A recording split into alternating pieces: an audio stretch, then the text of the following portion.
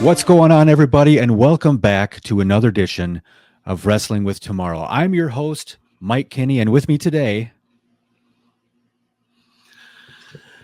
My name's Randy. I've been on here before. I'm kind of down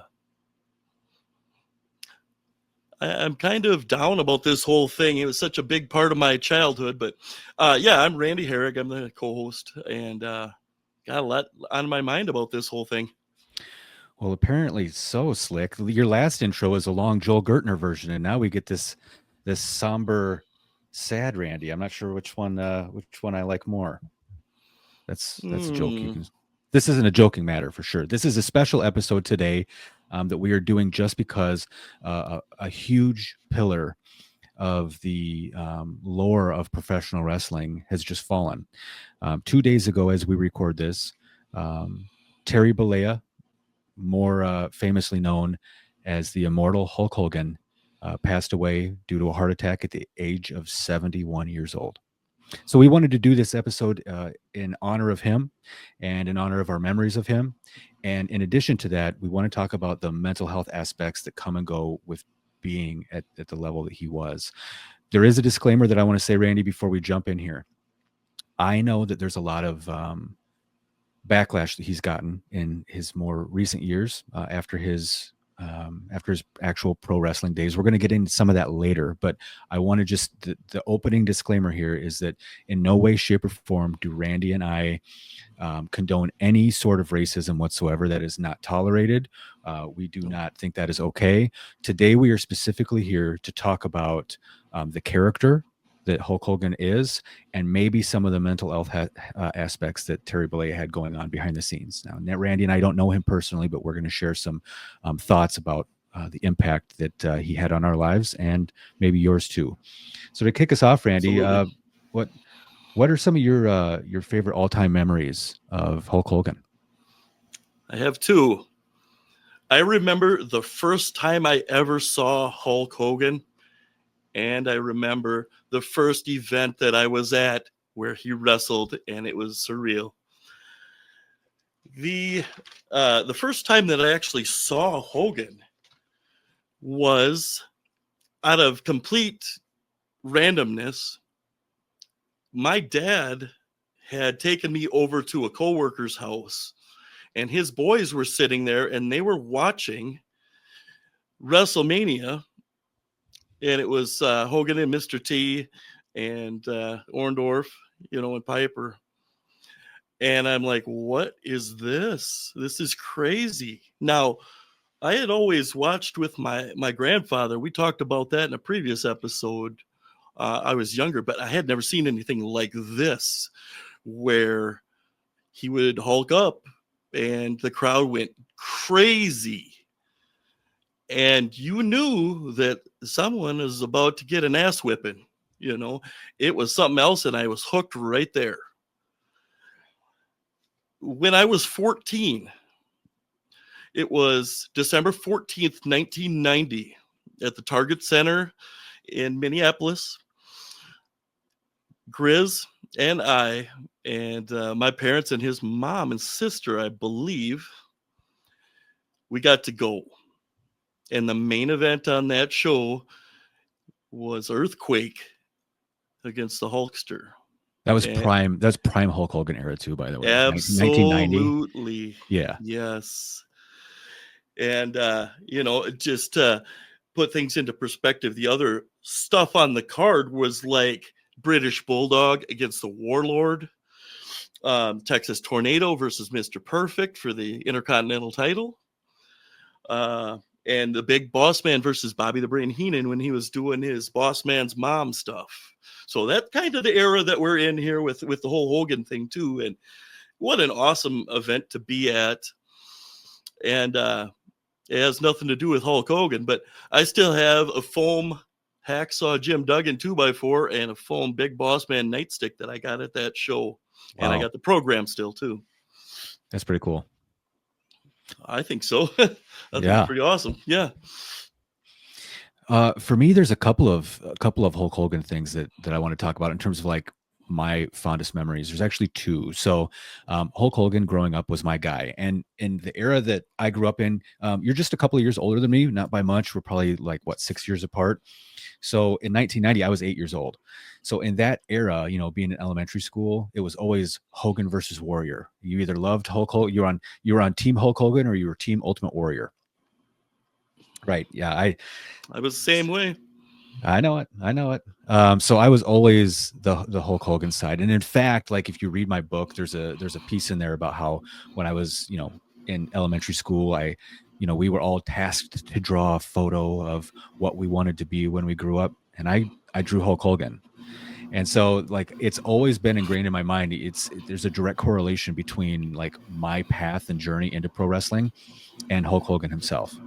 So for me, that's always been top of mind. And the other thing about it is that I actually talked about it a little bit in my TED talk as well, is that how Hulk Hogan reminded me a lot of my dad. Now, Hulk Hogan is this big, massive character with a handlebar mustache, and my dad was a very large man with a mustache as well. So, to me, as a kid specifically, I looked at my dad kind of as a direct correlation of who Hulk Hogan was. Losing Hulk Hogan right now, I know this is going to sound like a bit weird, but the reality is losing him right now, it's like the final piece of my dad is kind of gone at this point. So it's kind of odd to say that out loud, but that's. I don't think so.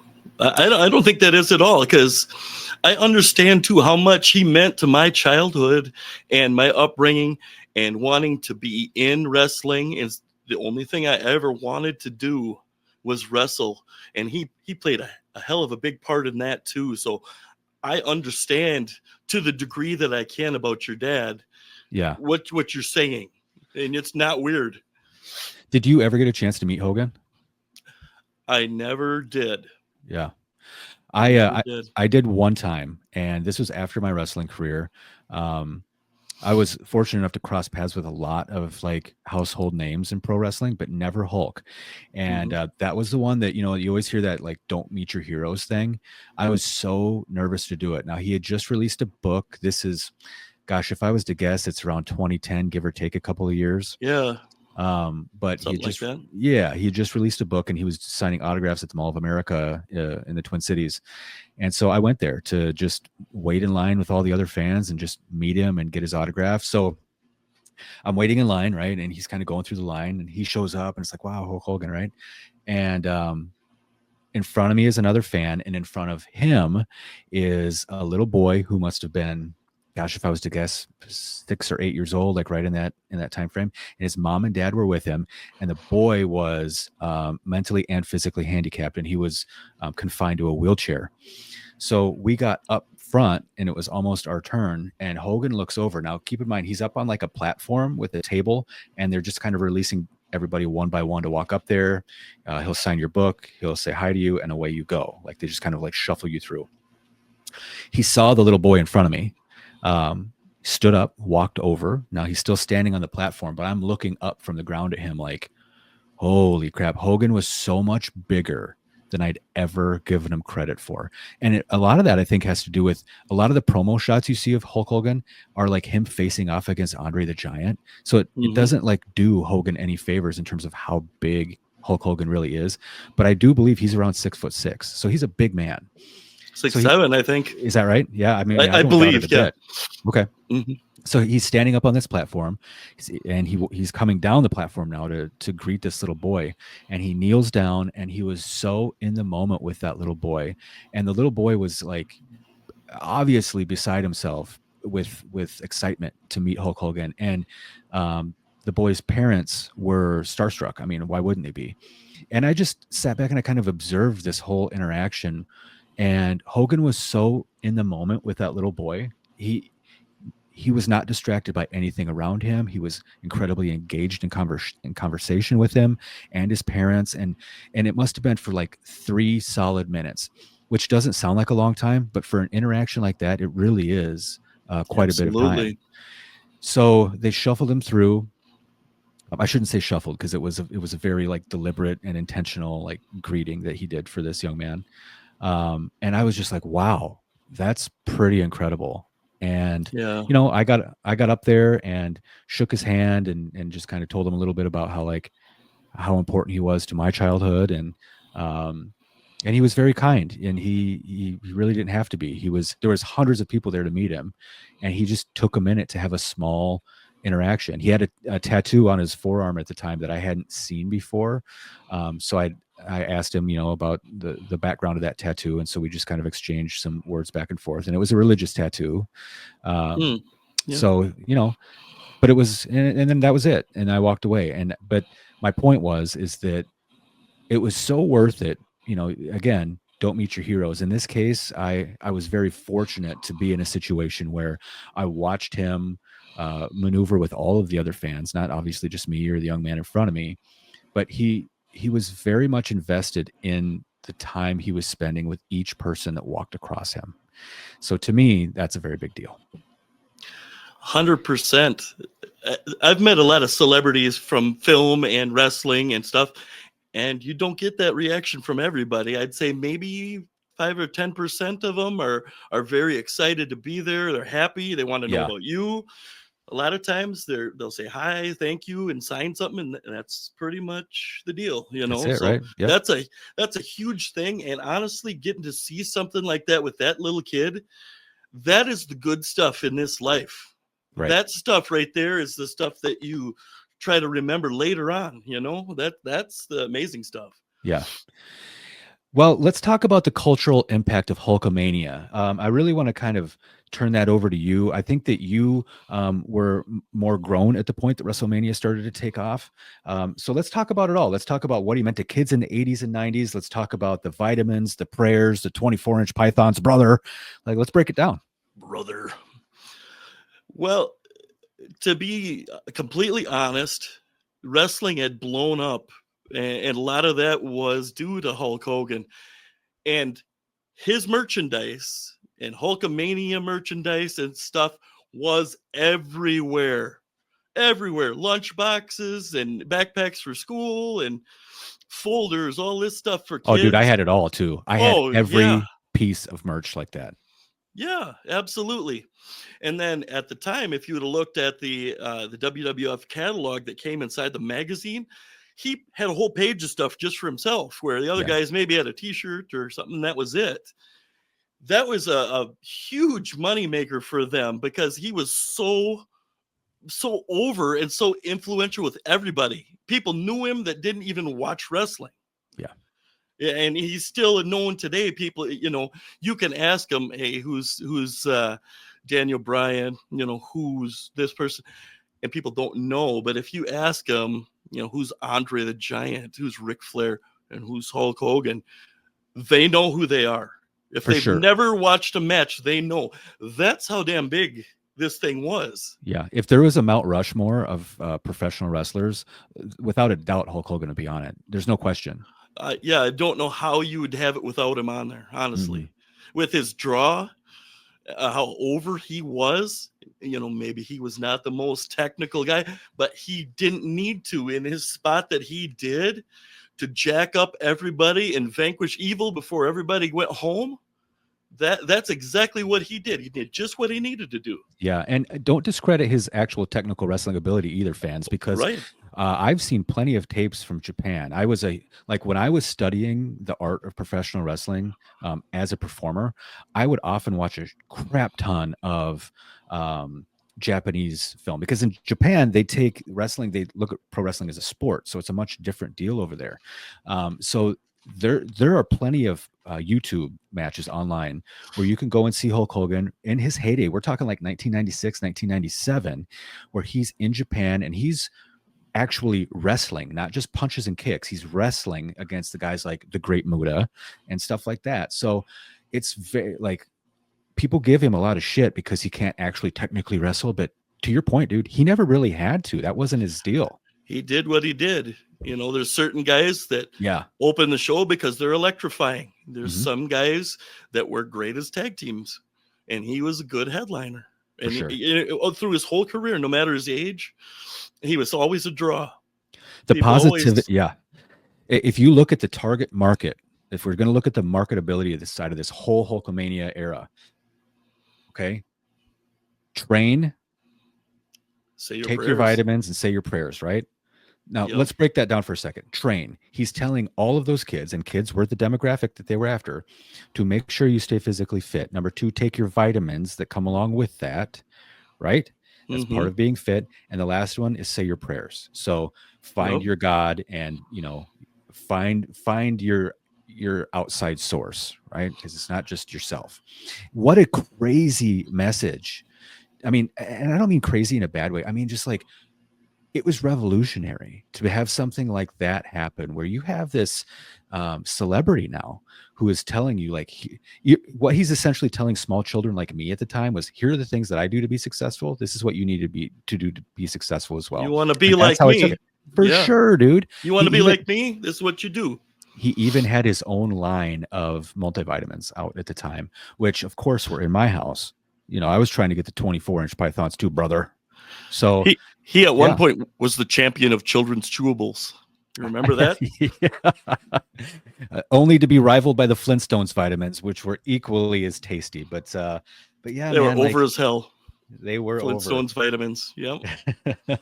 Hey, and aside from the Muda thing that you were talking about, Yeah, Antonio Inoki. Inoki as Okay. well. Yep, for sure. Hogan, to let you know how much Japan even respected his abilities. He won a 10-man round robin tournament, 1983, and he became the first wrestling Grand Prix champion in Japan. So that tells you in high regard, a lot of times the Japanese athletes are the highest. You got to be something special to be a foreigner and come in. Without a And doubt. Yeah, the guy so gene for yeah, sure. yep.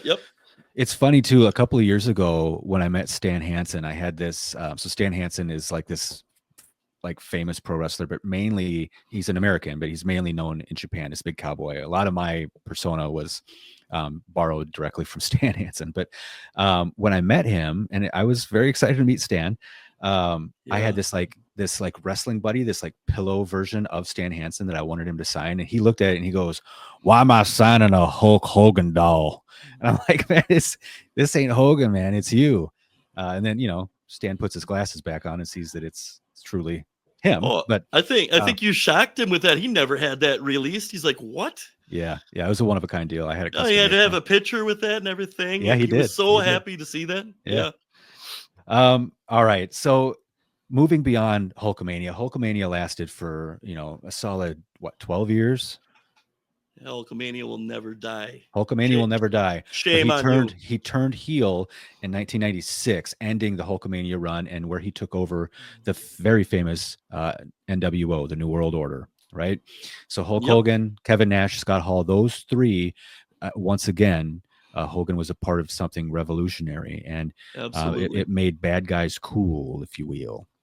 Absolutely. Which was kind of counterintuitive to the typical wrestling, you didn't want them to be cool. Everybody was supposed to hate the villains. The heels were supposed to be bad, and you cheer for the white bread baby face, Yep. Yep.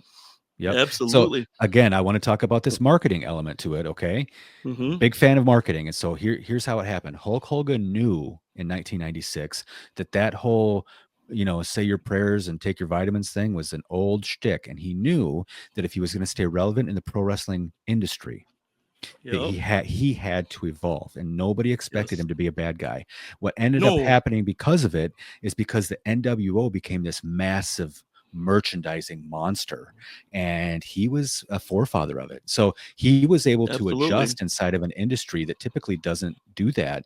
It was groundbreaking. Absolutely. See, I remember when Scott Hall showed up on Nitro, and he got in the ring and he said, "You know who I am, but you don't know why I'm here." Well, then Nash showed up and they teased a third man. Bash at the beach. Hogan comes out to make the save. He doesn't. Leg drops Savage. And it's a hailstorm Yep. of garbage and stuff thrown at the ring because people were pissed. The best. It was It, amazing. it, it was unbelievable.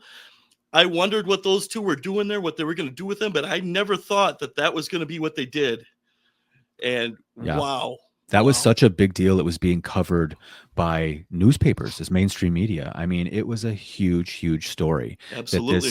this beloved character is now a villain, you know, and he did these promos where he said that the only reason he had been a good guy all these years is because he did it for the money. I mean, it was just brilliant the way they had done it. Absolutely. And Hogan continued to stay relevant, you know, and many years later. And then we get into the early 2000s. By then, the NWO had faded away. Vince McMahon had purchased WCW, and it was all kind of under one umbrella at that point. And then we get a very infamous match where Hulk Hogan's now back in the WWE after all these years away. He's still a villain, all right? And now he's going to go against The Rock at WrestleMania. That night, if you've never seen Hulk Hogan versus The Rock at WrestleMania, you should see that. Absolutely. Go watch that. Absolutely. It is one of those moments. It's like one of those magical moments in pro wrestling. It's truly why a lot of us had tried to be a wrestlers to kind of have these kinds of moments like this. They're famously referred to now as WrestleMania moments, but they're just these large moments where the fans are so integrated in your emotion in the ring that the flick of a wrist, you can kind of make the audience go with you wherever you want to go. And that match is what turned Hulk Hogan from a villain to a good guy again. They did it in a way that I've never actually seen in such a large scale before. But that whole match was, the fans were so behind Hulk Hogan and they were ready to see him come back to being a good guy, to wearing the red and the yellow again, that that they were a huge antithesis for how that match wound up. Absolutely. They went out there as The Rock being a face, and he was a big time face at the time too. It wasn't like he was a big guy. He was probably the guy at the time over Austin, and here comes Hogan back.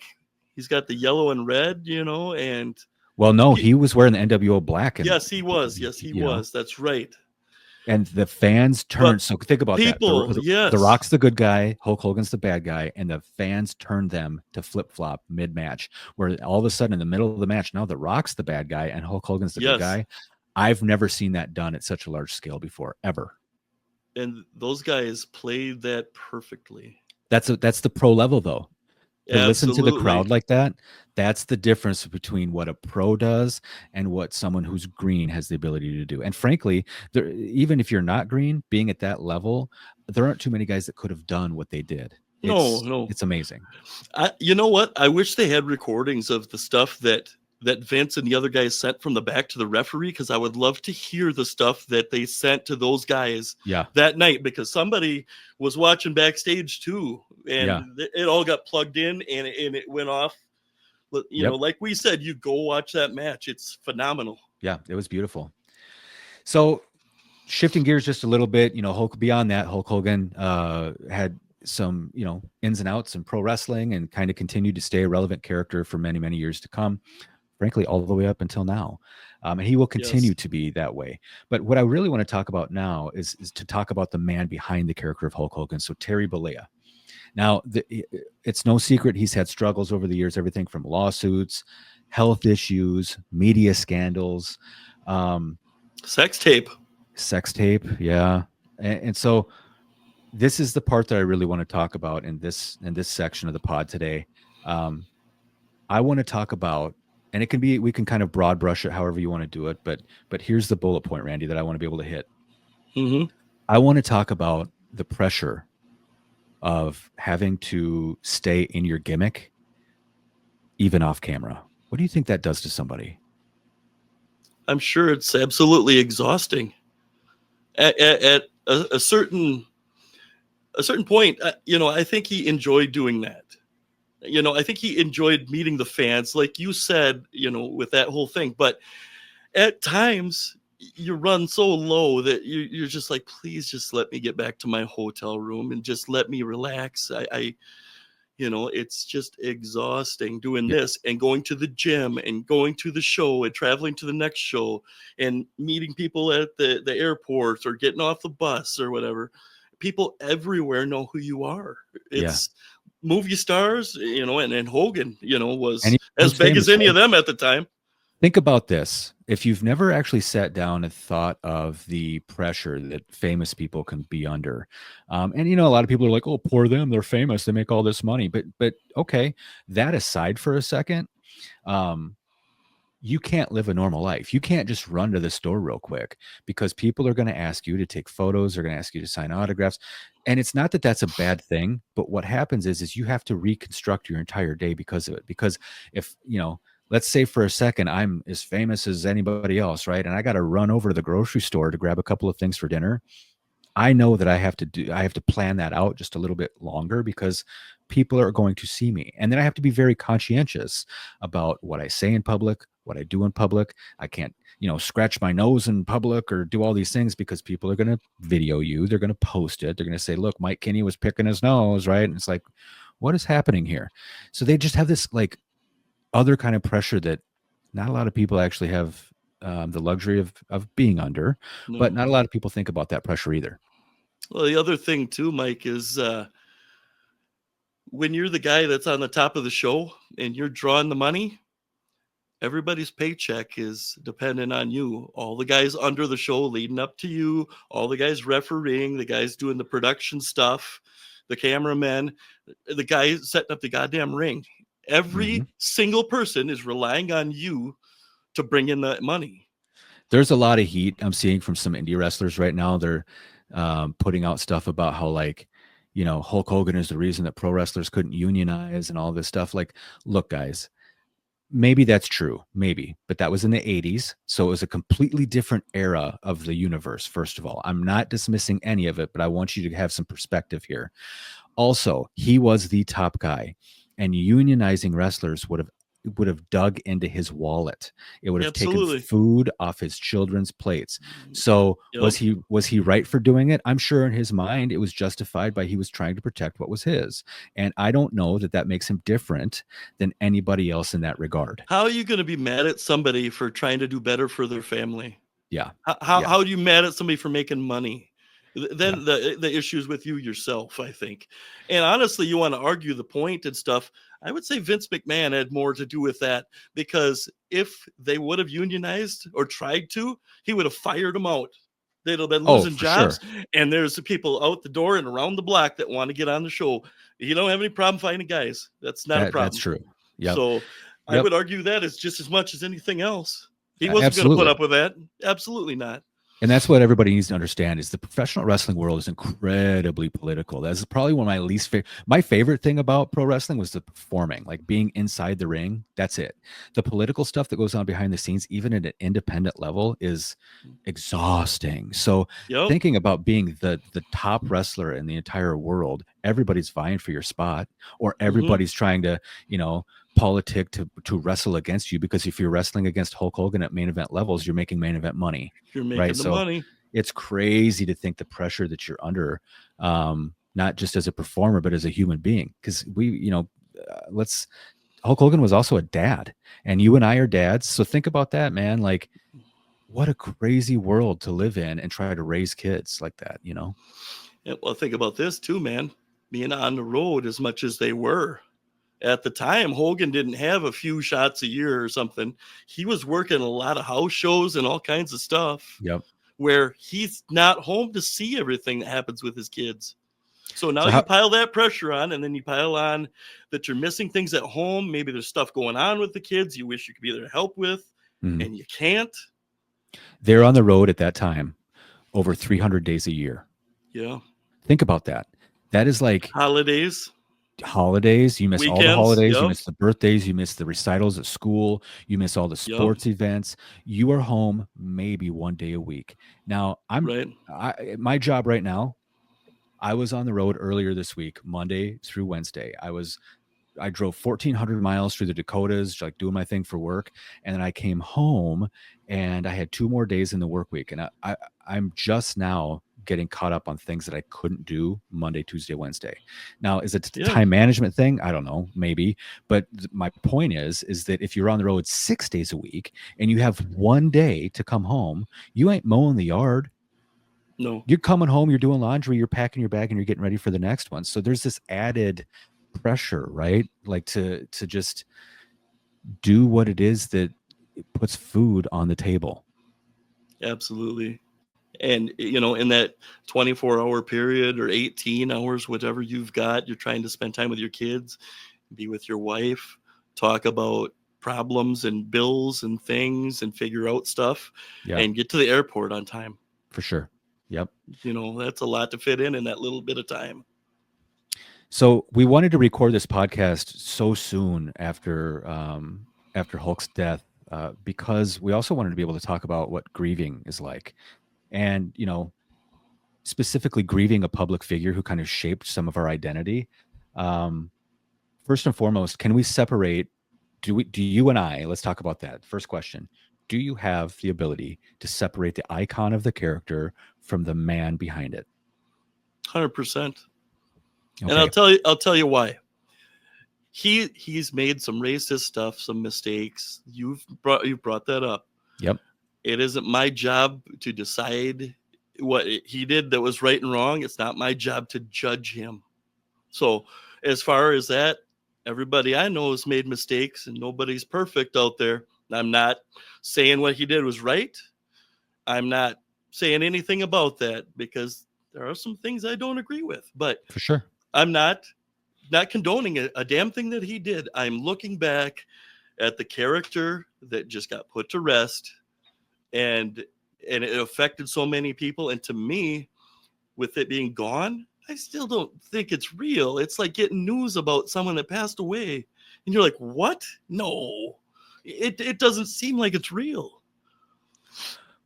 When the news got broke to me, I was at work, and you know, the people I work with know my lore with professional wrestling, and they also know that I'm a Hulk Hogan fan. And I was actually talking to someone else I work with. We're kind of in a sidebar conversation, and I heard some people behind me talking about, tell him Hulk Hogan died. Now, I thought they were ribbing me. I thought they were trying to like get under my skin and just like poke at me. I'd been gone, you know, the first half of the week, and it was my first day back, and you know, and I finished up my little conversation. I walked by them, and I was fully expecting them to start sticking it to me, which they did. At least I thought they were. And I said, oh man, I can tell you guys, look at your lion faces and stuff. And they were like, no, dude, he really did pass away, and we're so sorry. Like, they knew how much the Hulkster meant to me. And I'm like, what? And I still didn't believe him, right? And I run over to my computer real quick, and where my phone's kind of sitting in front of my keyboard, and I grab my phone because I thought if it's true, it'll be on like all of the wrestling websites already. And I pulled it up, and sure enough, and they were all staring at me, all the people I work with. And I was like, I'm so sorry I called you guys liars, but man, that hurt me. I took an early lunch, and I just like had to reflect because, you know, Hulk Hogan kind of taught me a lot about confidence and strength. And I like, you know, my TED Talk specifically was all about learning self-confidence through professional wrestling. But the gateway to that initially was having watched Hulk Hogan. And I'm talking about the character now. I'm talking about when, you know, Earthquake, you know, smashed Hulk Hogan's ribs by plopping his, you know, his big sumo body down on top of Hulk Hogan in the Brother Love show. I was crying, man. I thought Hulk Hogan was dead, and Hulk Hogan came back, and he beat that no good Yokozuna, or no, not Yokozuna. Sorry, he whipped his ass too. He whipped all the asses. He whipped all the Marciano. Sorry. But okay, that derailed.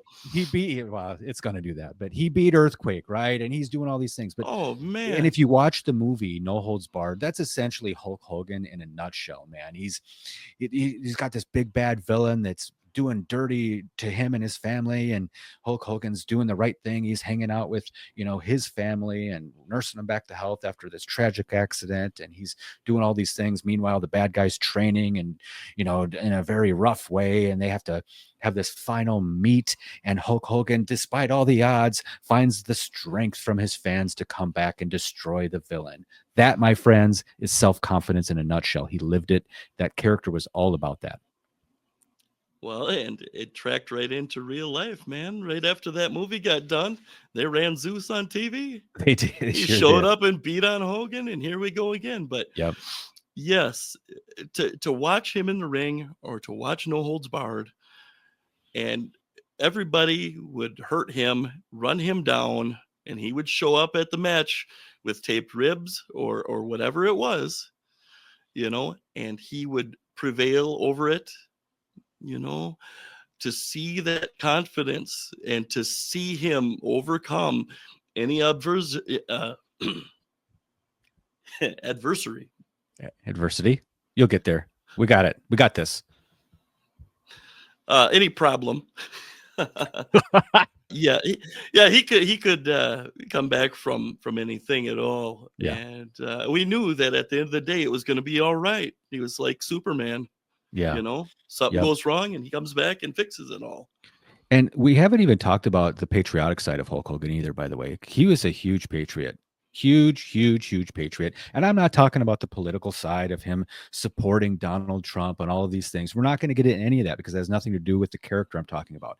I'm talking about WrestleMania 7.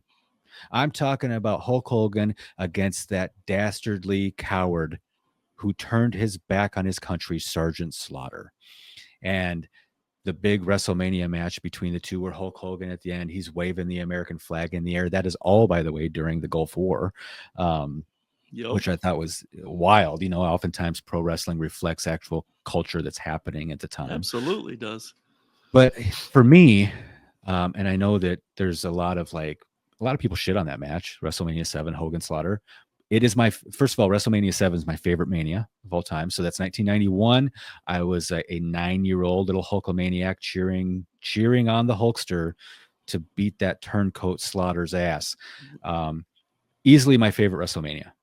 And so when I got into pro wrestling, General Adnan was the manager of Sergeant Slaughter, and Adnan is actually from Minnesota, here in the Twin Cities. And I got to meet Adnan on several occasions. And interact with him and talk to him. He was there during part of my training. And then the later part of my career, I would actually talk to Adnan on the phone and get his advice and stuff like that for things that were happening in the business. He would book me on, Adnan was running shows. He would book me on some shows. I had a very friendly relationship with him, but I was always like the little Hulkamaniac in me was always kind of marking out because here I am talking to Sergeant Slaughter's manager over the phone and or interacting with him at shows, which is always very, very cool. Oh yeah. Well, and Colonel Mustafa too. You remember Colonel how much stuff he had with Hogan in the past, and if you've seen any interviews with him talking about Hulk Hogan, wow, hates Hogan, dude. Yeah, that's the Iron Sheik. And the Iron Sheik. Well, and probably some of it too has to do with Hogan taking the belt off of him way back in the day of his first title run, after he did the unthinkable and beat Bob Backlund. That's true. That took his main event money away, and it went on to Hogan. So that probably didn't help anything. And that kind of segues nicely into what I want to talk about next is about aging in the business. And I think that at that time, Sheik was aging out. And Hulk Hogan was very, very young at the time, and it was just at the time for a new era. But you talk about Hulk Hogan's resilience. He's always showing up. He's always trying to give fans more. Tell me what you have in terms of insight when it comes to age inside of the professional wrestling business. I think when you first start out, you want to do everything. You want to fit everything into your matches. You want to get all your spots in, and that's what you're worried about. And I think as you age through the business, you mature a little bit and you find out that not throwing everything into the match is actually better. There's more to it because things mean more. And when you add something different later, that's a huge deal. Yeah. And even further than that, when you're kind of getting older in the business and you start doing some favors for people and putting people over and trying to bring up the new guys a little bit, trying to get them some shine. That is the thing to do. And honestly, no better example than that than Terry Funk. Mm-hmm. Absolutely. But you do that thing, you maybe get a retirement match, but a lot of them they had a match and that just ended up being their last match. Yeah. And certainly whether it's an injury that puts you out of the business, or you just get older and you just can't do it anymore, you're still going to have that longing. You're going to still remember what it's like for that music to hit the first time and come out of the curtain. and you're going to still want that. Yeah, without a doubt, man. I think, when I start thinking about guys like, like a legend like Ric Flair, for example, who just can't stay away from having a retirement match and then coming back a year later, and then he's had more retirement matches than I can count. And like that's a whole different kind of mindset where it's like you can't break away from the business. But honestly, like my one return match here this year is going to be, I'm 43 years old. So going back to wrestling at the age of 43 isn't exactly what I call, my mind is telling me yes, and my knees are telling me, please don't do that. Right. So it's, I can't imagine. Usually when people are kind of going out of the business. That's like correct. John Cena running his last year stuff right now, Yeah. He's my age. Yep. You're right. Mm-hmm. So, I mean, if we look at the mental health side of all of this, I'd really like to have a conversation around what it costs to be larger than life for 40 or more years, like Hulk Hogan. I wish I could understand what that's like. Like we talked about, there being so much pressure all the time. Now you do that for 40 years. I don't even know if I can completely understand how much pressure that had to be, let alone all these other, steroid scandal, getting a divorce from his wife, different things that came up in his life that were big deals that he had to also deal with at the time. His son Nick had that car wreck, I wish I could understand, but to the amount that I can understand from being done with my own stuff, it's hard. It's real hard, and you always want to go back, but there is times. Well, there are times. There is times I should learn English. There are times that better, and you're like, no, what I'm doing is right. I should be done. But that comes with being out for a while and be able to look back at things. And I think too that's part of the reason that you can go back in and do one more match for you and for the fans that still remember you, and you can say, I will do that and I'm done, because better. I do, and the if you look at, I think Jake Roberts was the one who described professional wrestling the best in a way. It's like an addiction, and Oh, yeah. having myself been, addicted to alcohol, I can say there's a direct correlation between the two. And the one thing that I think that people haven't actually targeted. So if you look at people who are usually addicted to things like social media, what they're really addicted to is the likes, and the likes are creating an enormous amount of dopamine in your system. So they have a dopamine addiction, and they don't know it. And it's the sense of like that fear of missing out. It's a sense of belonging. It's a sense of like you have this anxiety because you think you've missed something, right? It's dopamine. And specifically speaking, in the world of professional wrestling, you are gifted piles and piles and piles at a time of dopamine. It's like nonstop. Now, when that well dries up, again, speaking from personal experience, you seek it other places, because now you're addicted to the dopamine, not necessarily the source. So now you're trying to source it from somewhere else. And if you don't handle it properly, it will destroy you. And it did, like I've been talking a lot about this lately this year, like those years following me having left professional wrestling back in 2007, the years that came after that, because I didn't have my dopamine fill, didn't know that I was addicted to it. Nobody talked about that kind of stuff back then, but it's a psychological addiction, and there was no other place to get it, man. And so like now it's like, okay, well then you drink, and then that's a whole other kind of addiction, right? So you replace one with the other. The dopamine thing, I can't just like go to the store and buy a package of dopamine. Like it comes from social proof. It comes from this other kind of place in the world. Yeah, like if I could bottle that up and sell it, buddy, we'd be gajillionaires, but that's really where it comes from, is that dopamine side of things. So when you look at wrestlers that are aging out of the business, it's not because they just can't give up wrestling. It's because they're addicted to the dopamine hits that they're getting from walking out that curtain. And I do remember very specifically saying, before I left wrestling, like, so just, I need you to like focus with me, fans, for just a second. Right before you walk out to the ring, you're behind a curtain usually, right? Getting ready to make your entrance, and your music is about to hit. Those seconds, those 60 seconds, 30 seconds, right before you go out there, your dopamine is pumping so hard. It is raw adrenaline.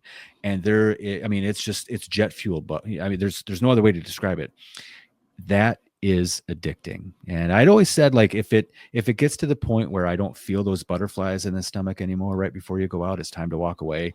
That started to happen to me at the end. It happened to me because I knew I was leaving and it wasn't on my own terms.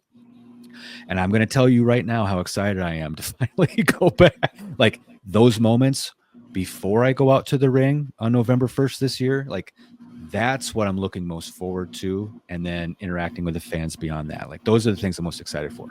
So when I'm looking at these guys who are aging out, it's like, yeah, I get it, guys. Like, we just don't, nobody teaches you how to replace a dopamine fix. That's just not talked about. Right. Yeah, man. I can just picture it in my head now, you being behind the curtain with this brand new gear on and going out for one last hurrah to give Aaron a punch in the mouth. You're going to be on a rocket of dopamine. When that music hits and you come out and the crowd erupts, there's another hit. You get in the ring, you throw up the horns, there's another hit. Yeah. And the hits just keep coming. They do. And it's since you've been gone so long and you remember what it is like back in the day, but it's been so long, I think you're going to be a lightweight and it's going to just go poof and be more than you even realize. Which is something to think about then, because eventually it's going to wear off. Eventually I do have to go to bed that night.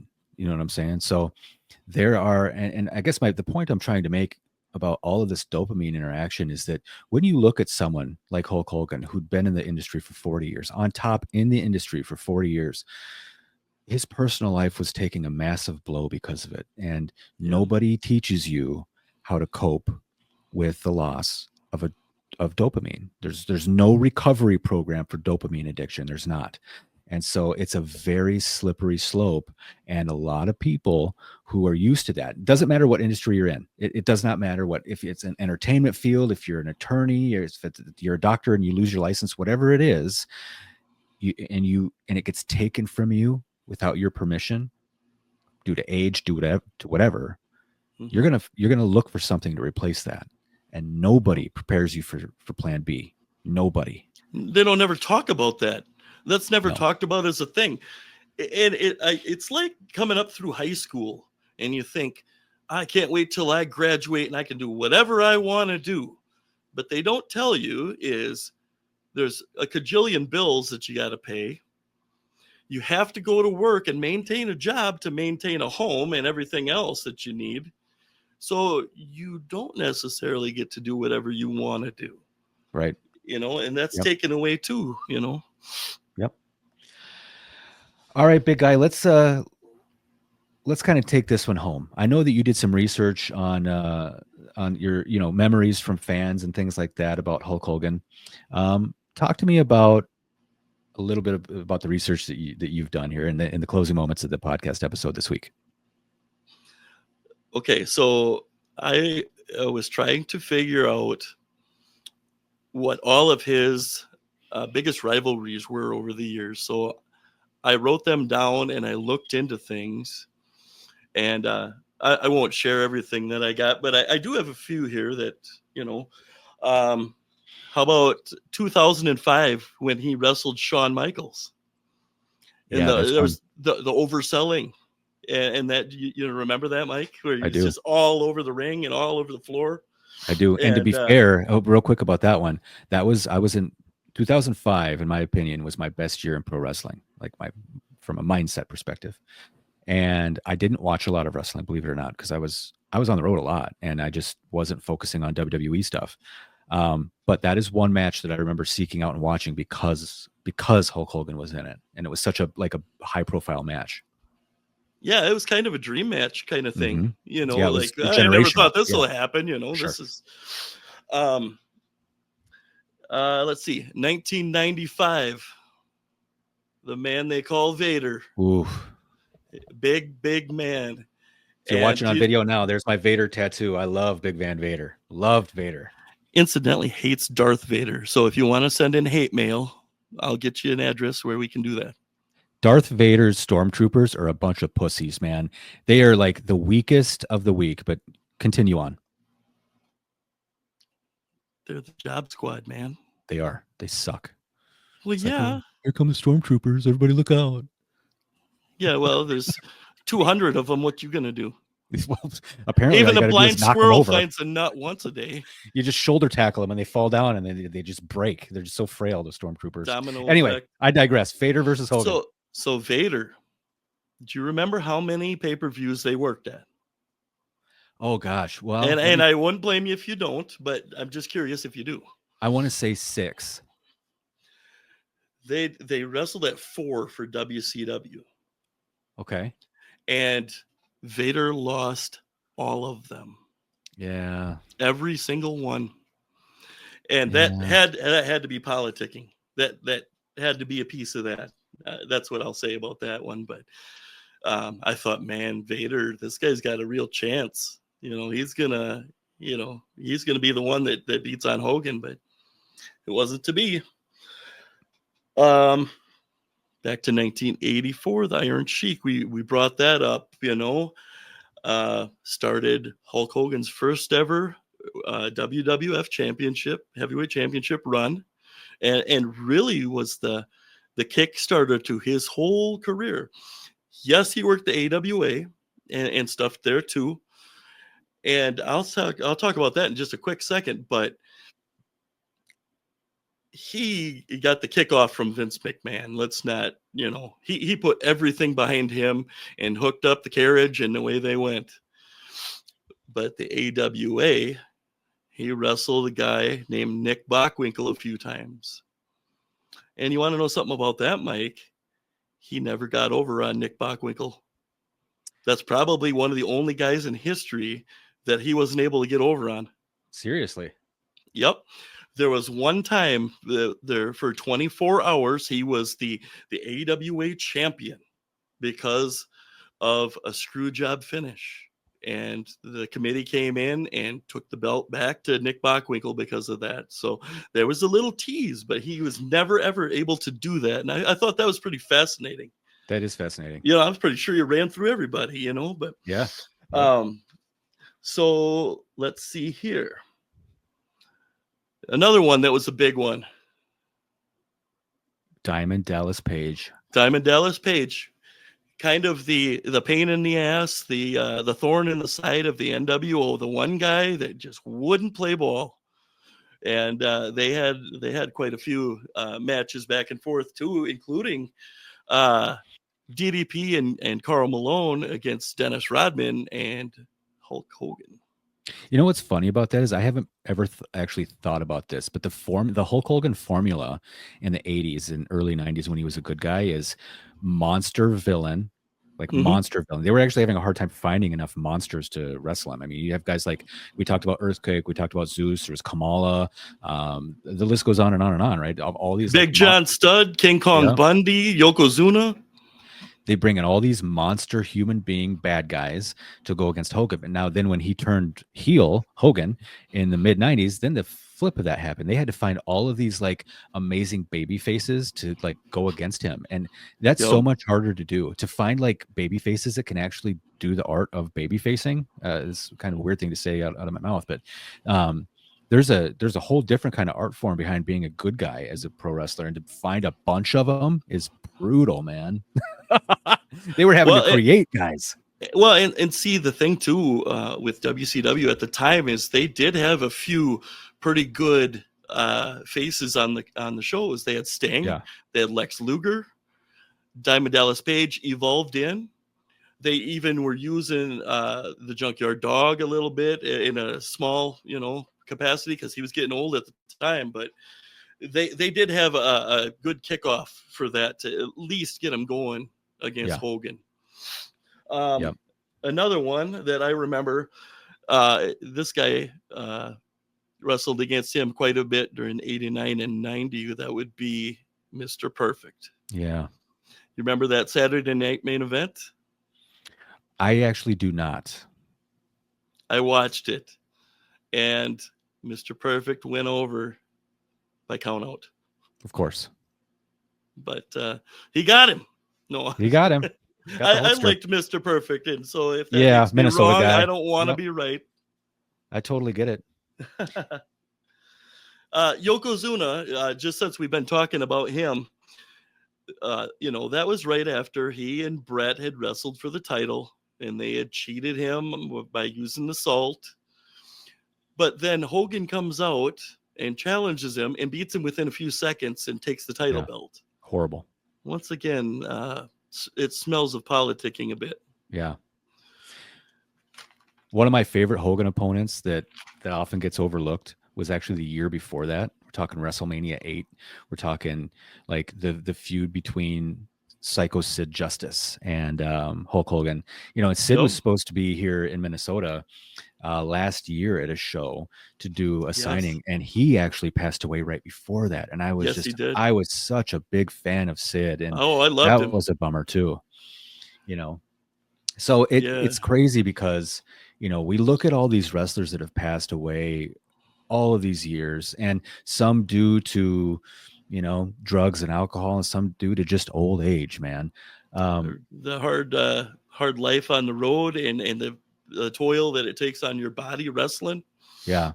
And you look at grief itself. Grief is something that isn't necessarily talked about, especially among men. Men are supposed to be very strong and not publicly grieve. But man, I'm telling you, this one here, like, I am mourning the loss of the character Hulk Hogan. This one came with its own very, very big version of a leg drop. Oh yeah. Yeah, and it's so many people. On my Facebook page, I put up a little tribute thing to Hulk Hogan and said goodbye to him.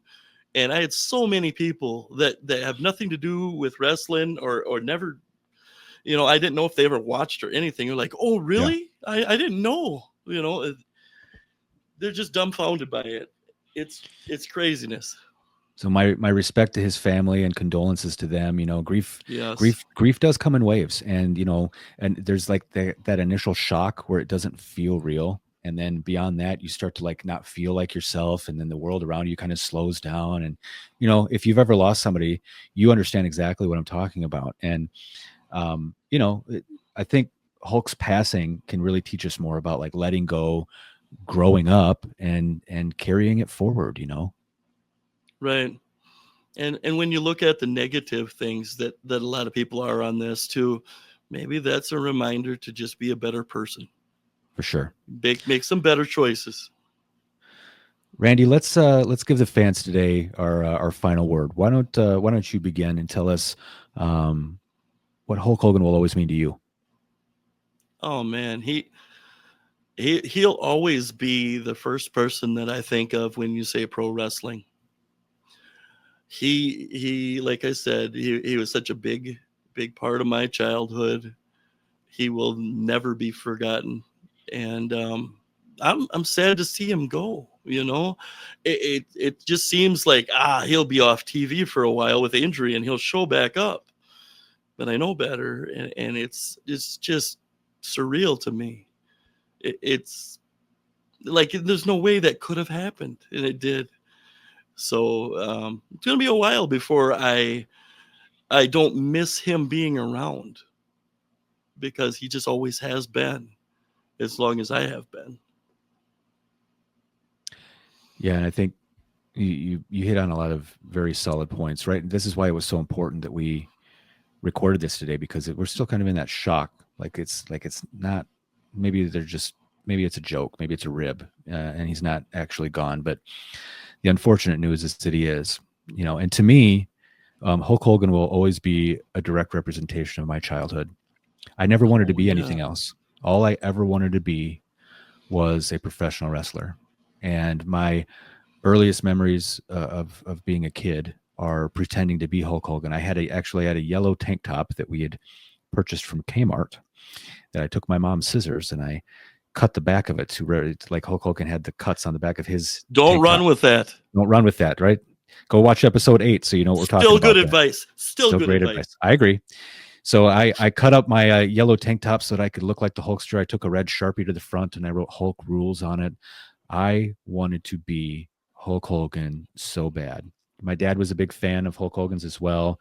And again, you talk about direct correlations. Hulk Hogan to me always kind of represented my dad's memory. And I've got a lot of good memories as a child because of the character of Hulk Hogan. He was on cartoons. He was on my lunchbox. He was on my backpack. He was on my folders. He was the top guy in my wrestling figure federation.